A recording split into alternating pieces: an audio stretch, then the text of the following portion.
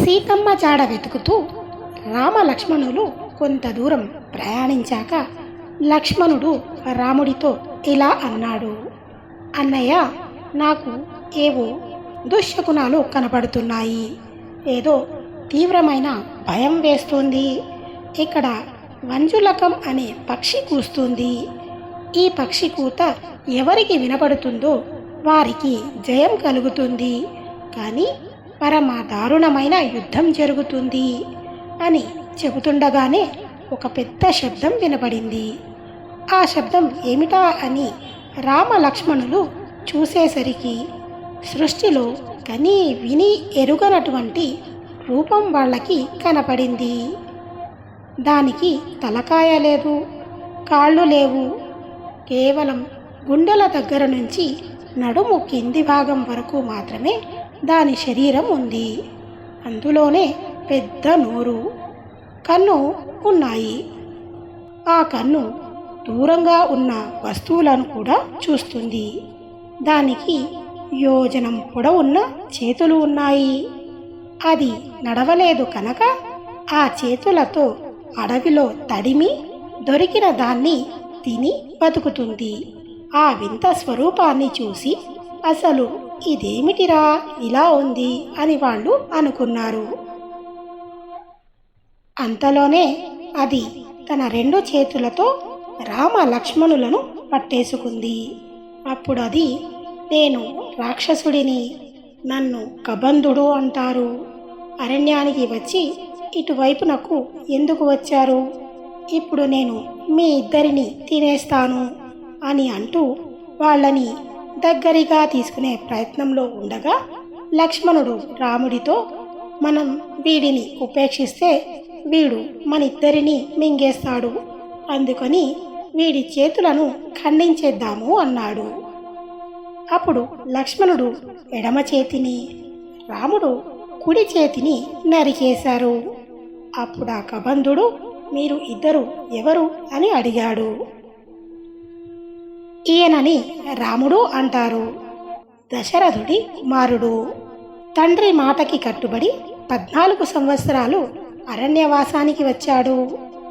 ఈయన భార్య అయిన సీతమ్మని ఎవరు అపహరించారు. సీతమ్మని వెతుక్కుంటూ మేము ఈ మార్గంలో వచ్చాము. అసలు నువ్వు ఎవరు?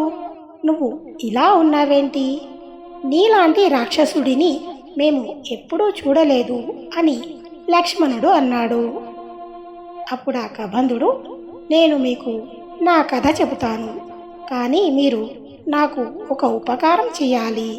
అదేంటంటే ఒక పెద్ద గొయ్యి తీసి, లేకపోతే ఒక చితి పేర్చి దాని మీద నన్ను పడుకోబెట్టి కాల్చేయండి అన్నాడు.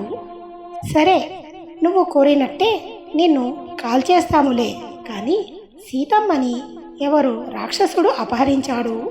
నువ్వు రాక్షసుడివే కదా, నీకేమన్నా తెలుసా అని రామలక్ష్మణులు అడిగారు.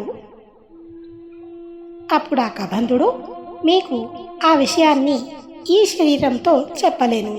నన్ను కాల్చేస్తే నాకు నా పూర్వ శరీరం వచ్చేస్తుంది. అప్పుడు ఆ శరీరంతో చెబుతాను.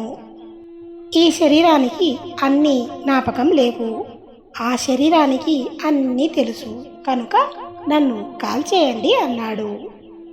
కాల్చేస్తాములే, కానీ అసలు నువ్వు ఎవరు, ఎందుకు ఇలా ఉన్నావు అని రామలక్ష్మణులు అడిగారు. అప్పుడు కబంధుడు, పూర్వకాలంలో నేను ఎంతో గొప్ప తేజస్సుతో ఉండేవాడిని. నా పేరు ధనువు. సూర్యుడు, చంద్రుడు, ఇంద్రుడు ఎలా ఉంటారో నాకు అటువంటి శరీరం ఉండేది. నా స్వరూపాన్ని చూసి అందరూ పొంగిపోయేవారు.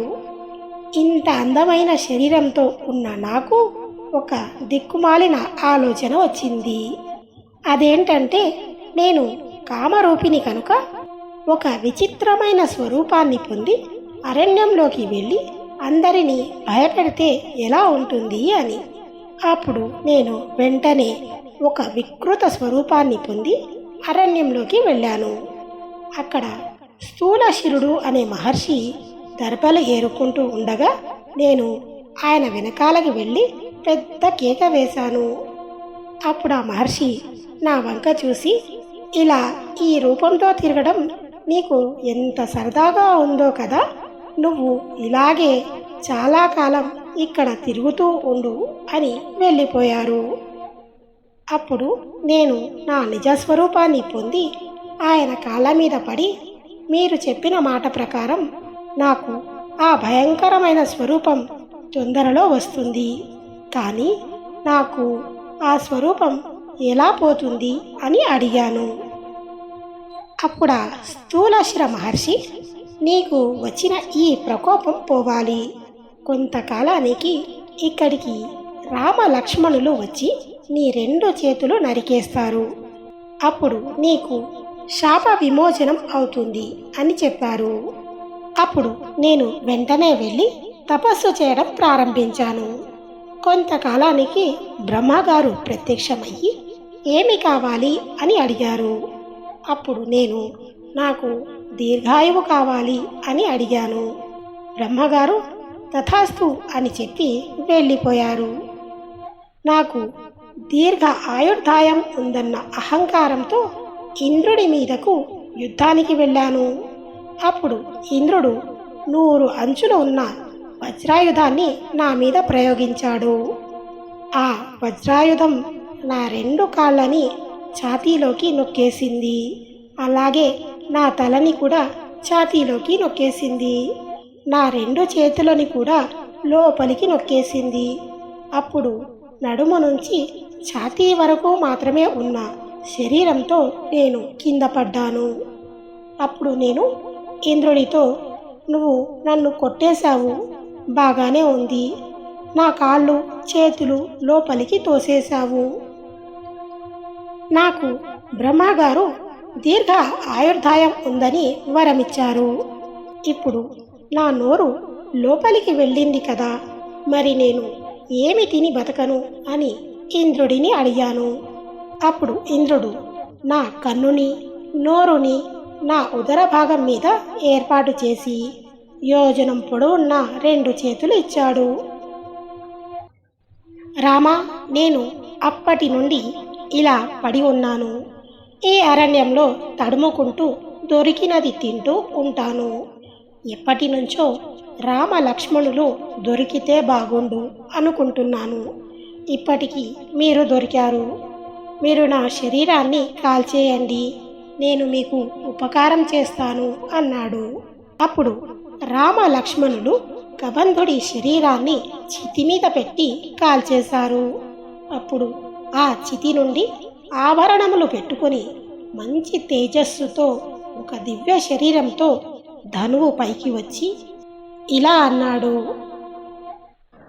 మరి రాక్షసుడైన కబంధుడు సీత జాడ వెతకడంలో రామ లక్ష్మణులకు ఎటువంటి సహాయం చేశాడు అన్న విషయాన్ని మనం నెక్స్ట్ ఎపిసోడ్లో కథ రూపంలో చెప్పుకుందాం. మరి వీడియో నచ్చితే లైక్ చేయండి, మరిన్ని వీడియోస్ కోసం మా ఛానల్ని సబ్స్క్రైబ్ చేసుకోండి. జై శ్రీరామ్.